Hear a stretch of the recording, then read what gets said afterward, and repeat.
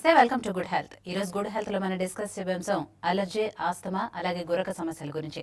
దీని గురించి మనతో మాట్లాడటానికి ఆస్తమాపై జాతీయ అవార్డు గ్రహీత అలాగే శ్వాస హాస్పిటల్ కి చెందిన డాక్టర్ వీరపనేని విష్ణురావు గారు మనతో ఉన్నారు. దాంతో మాట్లాడదాం. నమస్తే డాక్టర్ గారు. సో అంటే ఒక హాస్పిటల్ కి క్యాప్షన్ ఉండటం అనేది నిజంగా ఒక రకమైన కొత్త విషయం అండి. అంటే మీ హాస్పిటల్ క్యాప్షన్ వచ్చి శ్వాసలో స్వేచ్ఛ కోసం. సో ఇది ఎందుకు పెట్టాలనిపించింది? నిజంగా శ్వాసలో స్వేచ్ఛ కోసం అంటే ఏంటండి?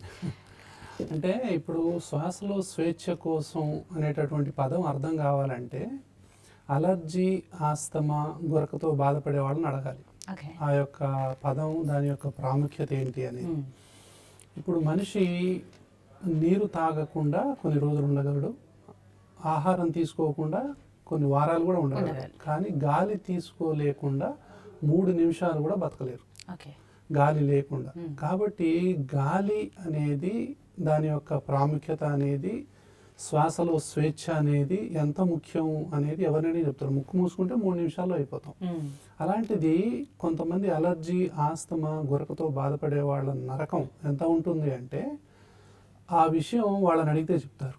అంటే ఆ బాధ, ఆ వేదన, ఆ రోదన, వాళ్ళు పడేటటువంటి ఆ మానసిక సంఘర్షణ బయట వాళ్ళకి ఎవరికి అర్థం కాదు.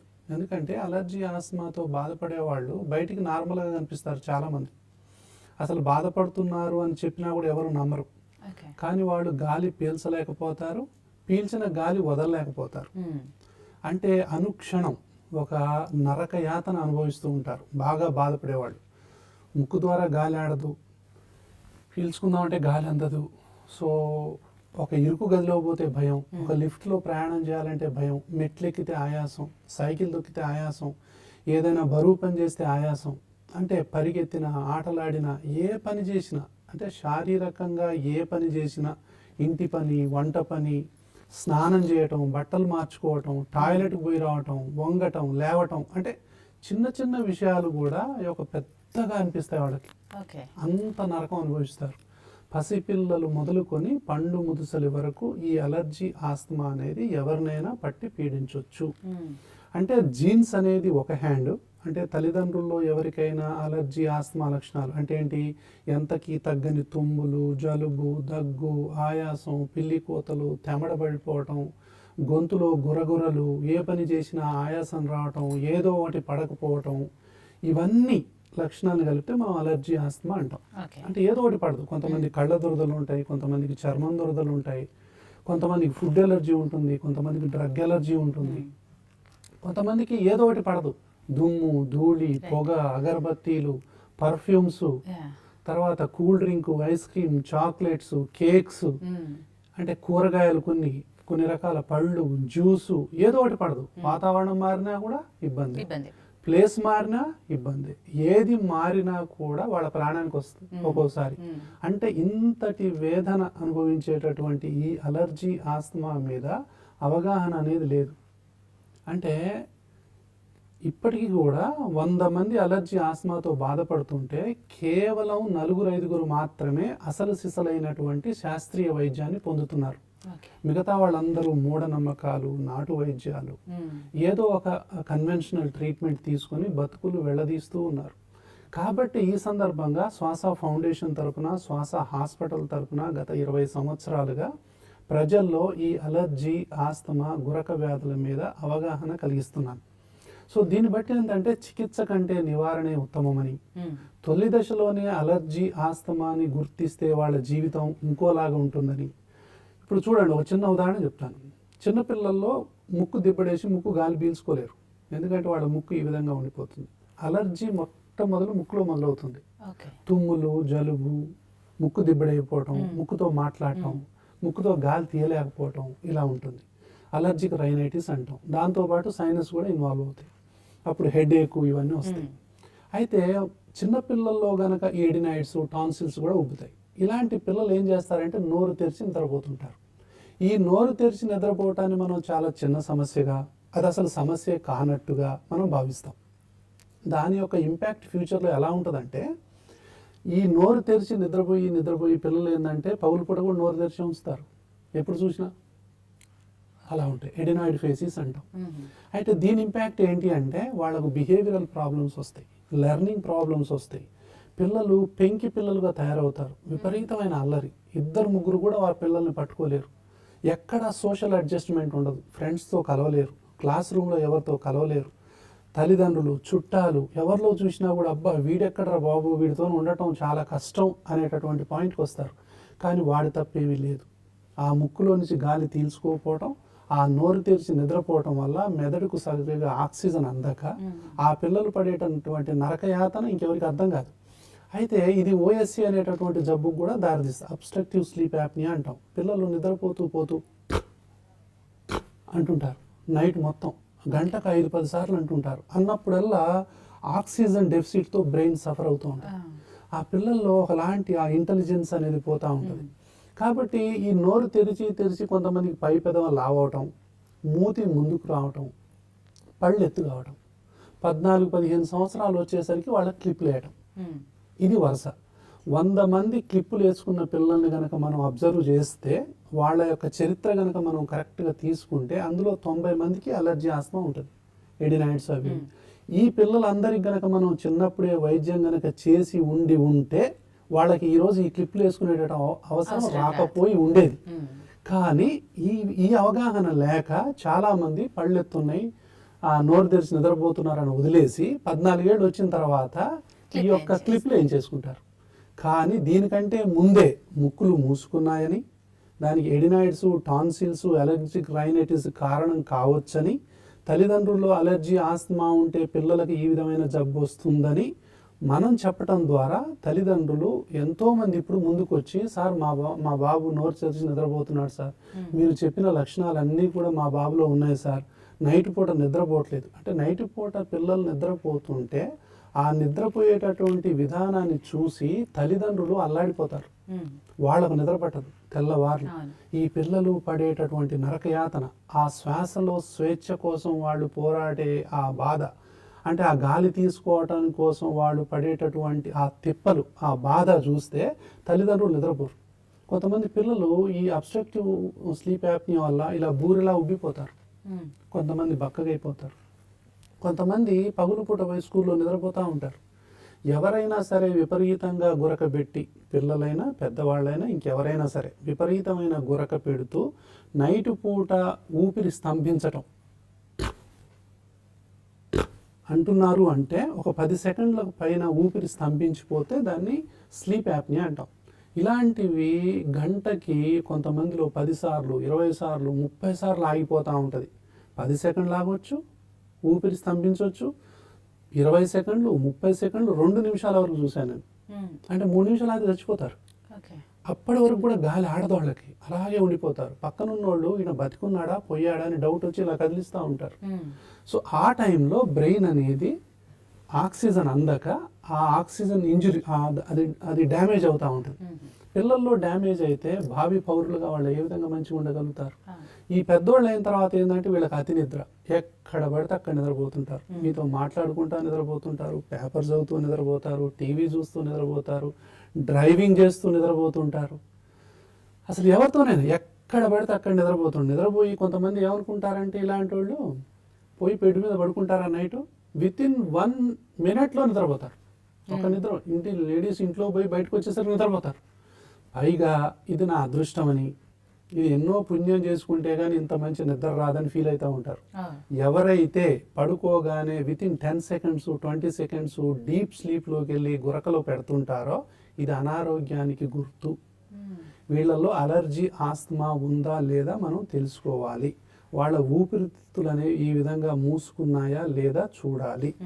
దీన్ని మూసుకోవడానికి ఏంటి కారణం? ఒకటి జీన్స్, తల్లిదండ్రులు తుమ్ములు, జలుబు, దగ్గు, ఆయాసం, పిల్లి కూతలు ఉండటం, అవి పిల్లల్లో మళ్ళీ వాళ్ళకు కూడా మాటికి జలుబు రావటం, మాటికి హాస్పిటల్స్ పోవటం, మాటికి యాంటీబయాటిక్స్ వాడటం.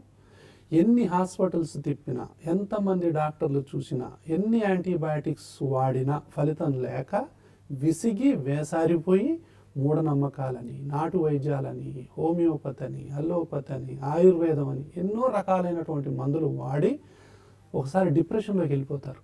ఇంకా మా బతికింతే, ఈ పిల్లల బతికింతే, ఎందుకు పెళ్లి చేసుకున్నామా దేవుడా అనిపిస్తుంది, ఎందుకురా ఈ పిల్లలు పుట్టారు అని బాధపడే వాళ్ళు ఉన్నారు.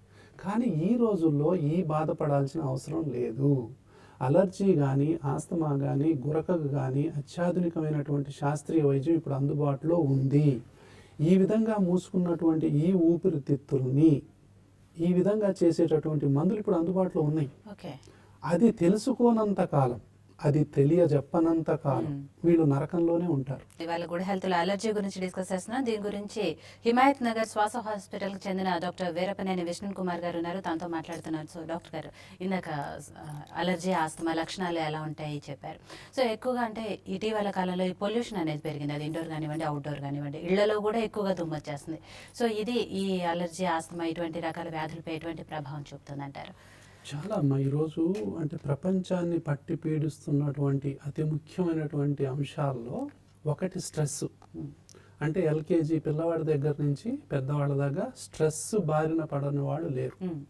స్ట్రెస్కు గురైన వాళ్ళకి పెద్దవాళ్ళ మీద క్రమక్రమంగా అవుతుంటే బీపీలు, షుగర్లు, హార్ట్ అటాక్లు ఇవి.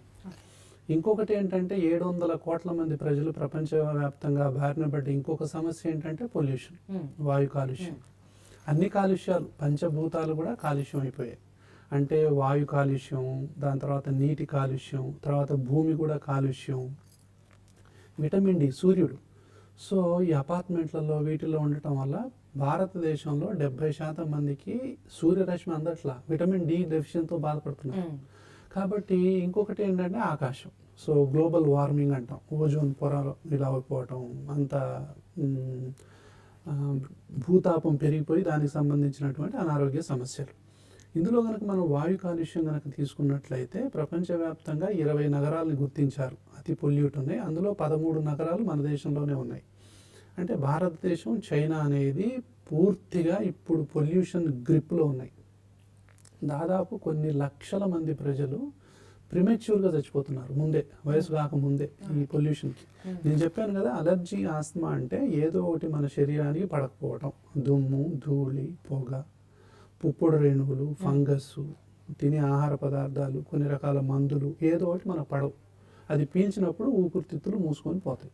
ఈ విధంగా ఆల్రెడీ ఊపిరితిత్తులు మూసుకొని ఉంటుండే ఒక వ్యక్తి, ఒక పిల్లవాడు, ఎవరైనా కానీ ఇండోర్ పొల్యూషన్కు గురైతే, ఆల్రెడీ కొంతమంది మన దాంట్లో కల్చర్లో ఏముంది, పుట్టగానే పిల్లలకు సాంబ్రాణి పొగ వేస్తారు, అక్కడ మొదలవుతుంది పొల్యూషన్.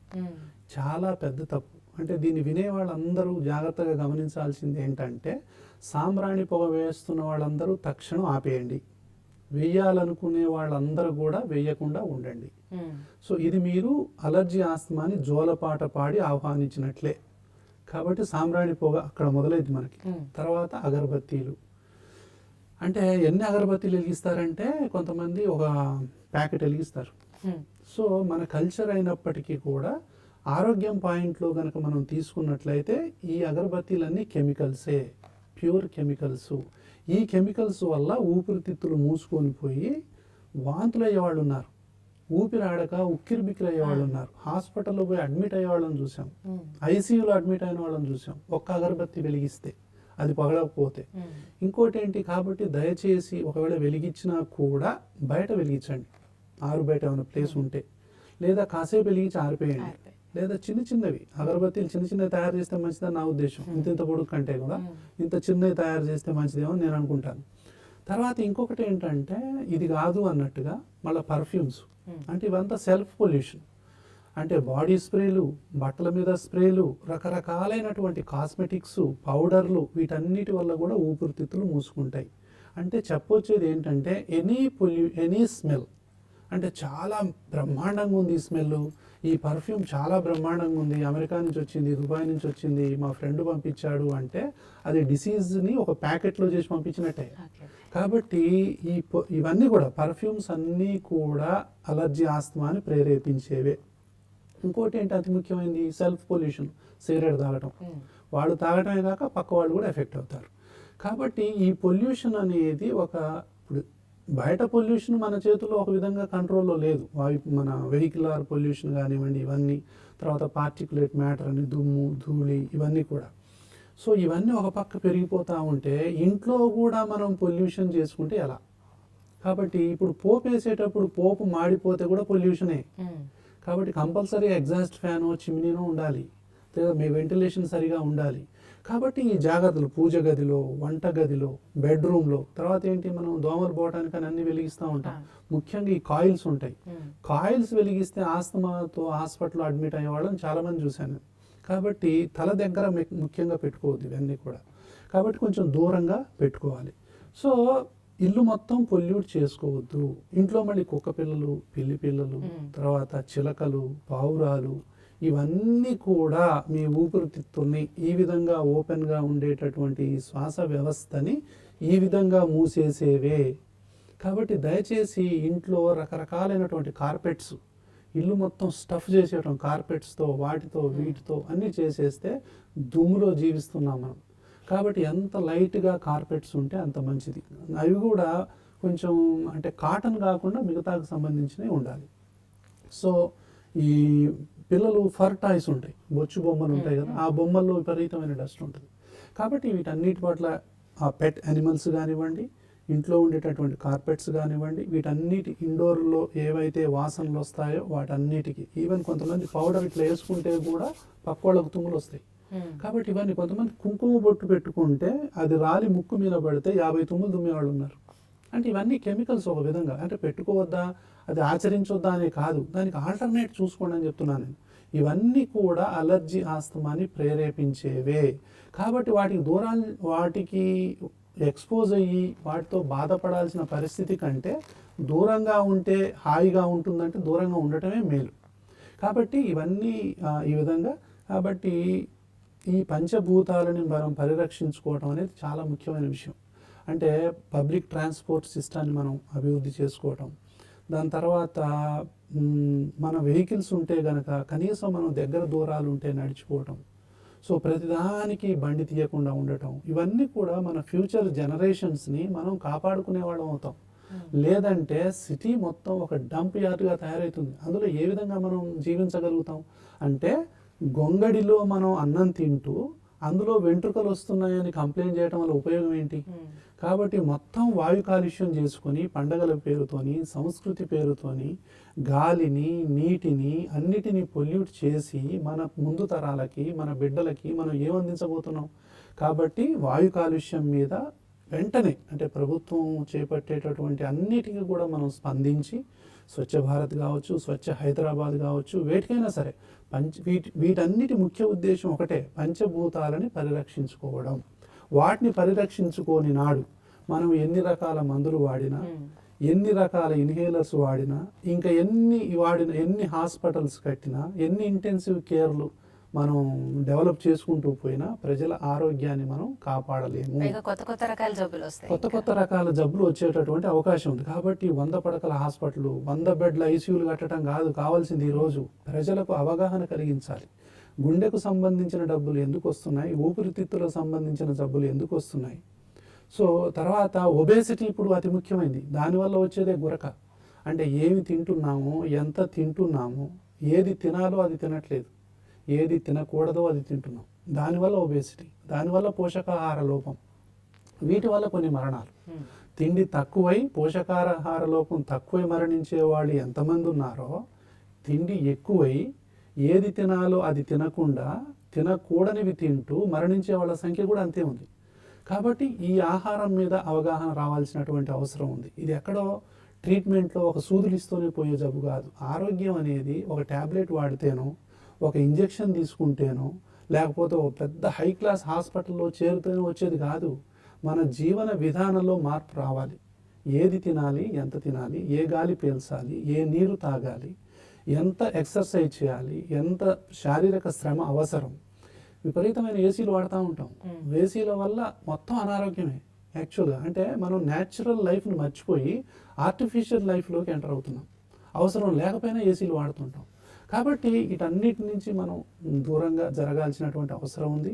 వీటి మీద అవగాహన పెంచుకోవాల్సినటువంటి అవసరం ఉంది. కాబట్టి ఈ అలర్జీ, ఈ ఆస్తమా, ఈ గురక అనేవి ముఖ్యంగా ఊపిరితిత్తులు మూసుకొని పోవటం వల్ల. ఇలా మూసుకున్నటువంటి ఊపిరితిత్తులు మనం గనక ఈ విధంగా చేసే మందులు ఉన్నాయి, అవి ఇన్హేలర్స్ అంటాం. అద్భుతమైనటువంటి శాస్త్రీయ వైద్యం అందుబాటులో ఉంది. అంటే ప్రికాషన్స్ అంటే నివారణ చర్యలు తీసుకోవడం ఒక ఎత్తు అయితే, వచ్చింది బావిలో పడ్డాడు పిల్లోడు వాడిని తీయటం ఎలా, అది నివారణ కాదు, ఇప్పుడు ట్రీట్మెంట్ చేయాలా, తీయాలి బయటికి. అంటే తీయాలి అంటే దానికి సంబంధించినటువంటి వైద్య సహాయాన్ని మనం అందించాలి. అలాంటి బ్రహ్మాండమైనటువంటి వైద్యం అలర్జీ, ఆస్తమా, గురకతో బాధపడే వాళ్ళందరూ కూడా తిరిగి సాధారణ జీవితం గడిపేలాంటి మందులు ఇప్పుడు వచ్చాయి. అంటే ఏంటి, ఈ విధంగా మన ఊపిరితిత్తులు ఇలా ఉంటాయి ఫస్ట్, తర్వాత అలర్జీ ఆస్తమా బారిన పడ్డ తర్వాత ఈ విధంగా అవుతాయి, లోపల ఉన్న పొర మందం అవుతుంది, తెమడ, తర్వాత ఇవి బిగ తీసుకొని పోవటం, గాలి పీల్చలేరు, వదలలేరు, ఇక ప్రాణం బోధ్యం, అసలు ప్రాణం పోయినా బాగుండు అనుకుంటారు కొంతమంది. ఎందుకు బతికి ఒకేసారి పోయినా బాగుండు అని అనుకునే వాళ్ళు ఆస్తమా పేషెంట్లో కొన్ని లక్షల మంది ఉన్నారు. సో అలా అనుకోవాల్సిన అవసరం ఈ రోజుల్లో లేదు. అది పిల్లలు కావచ్చు, యువకులు కావచ్చు, పెద్దవాళ్ళు కావచ్చు, ముసలి వాళ్ళు కావచ్చు, సీనియర్ సిటిజన్స్ ఎవరైనా కావచ్చు, ఎవ్వరూ కూడా అలర్జీ, ఆస్తమా, గురకతో ఈ రోజుల్లో బాధపడాల్సిన అవసరం లేదు. వైద్యం అందుబాటులో ఉంది. అయితే ఈ వైద్యాన్ని అంటే సరి అయినటువంటి డాక్టర్ని సంప్రదించి సరి అయినటువంటి వైద్యాన్ని సకాలంలో గనక తీసుకున్నట్లయితే వాళ్ళ జీవితం ఇంకోలాగుంటుంది. అలా కాకుండా కొంతమంది ఏం చేస్తారంటే, డాక్టర్ గారు నేను ఇన్హేలర్ వాడుతున్నాను అని చెప్పి ఆస్తలిన్ ఇన్హేలర్ వాడుతూ ఉంటారు. అది తప్పు. కొంతమంది 24 గంటలు నెబులైజర్ పెట్టుకుంటా ఉంటారు. అది కూడా తప్పే. అది అసలు సిసలైన వైద్యం కాదు, కేవలం టెంపరరీ రిలీఫ్ అన్నమాట. టెంపరరీ రిలీఫ్కి సంబంధించినటువంటి మందులు వాడుతూ తప్పుడు తాళం చేయి పెడుతూ పైగా ఇన్హేలర్స్ అనేవి అలవాటైపోతాయని, ఇన్హేలర్స్ వాడకూడదని, ఇన్హేలర్స్ ప్రమాదకరమని తెలిసి తెలియని వాళ్ళు ఎంతోమంది చెప్తూ ఉంటారు. ఈ టీవీలో కూడా వచ్చి చాలామంది చెప్తుంటారు ఇన్హేలర్స్ ప్రమాదకరమని. సో అలాంటి వాళ్ళందరికీ నేను చెప్పేది ఏంటంటే, ఇన్హేలర్స్ గురించి, ఏ ఇన్హేలర్ వాడాలి, ఏ డోసులో వాడాలి, ఎవరి ద్వారా వాడాలి అనే దాన్ని బట్టి సరి అయిన తాళం చేయి పెడితే తాళం వస్తుంది. సో అనేది ఇదనమాట. థ్యాంక్ యూ డాక్టర్ గారు. ఇవాళ స్టూడియోకి వచ్చి అలర్జీ, ఆస్తమాకి సంబంధించిన సలహాలే కాదు మంచి అవగాహన కల్పించారు. థ్యాంక్ యూ వెరీ మచ్ అండి. ఇది ఇవాళ గుడ్ హెల్త్. మరో కార్యక్రమంలో మళ్ళీ కలుద్దాం.